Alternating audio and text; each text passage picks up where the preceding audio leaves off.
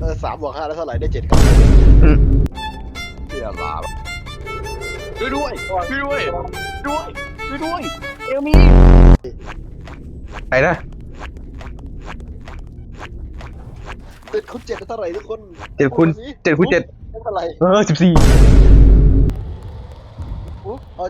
7มาคูณ 7เลยปุ๊บต่อมา เดี๋ยวก็อยู่แม่งหาพอกินข้าวโคตรอร่อยเลยว่ะ ผมรอคุณอยู่นะเซอร์ถ้าเกิดว่าเราไม่ได้แล้วเราอันนั้นเปิดเลย เปิดไอ้เคยคิดเลย เย่รีบไปทางออกด้านหน้า เดี๋ยวนะมีทางออกด้วยเหรอ โอ้ยไอ้เหี้ย เอออร่อยจริงๆอยู่ไหนวะ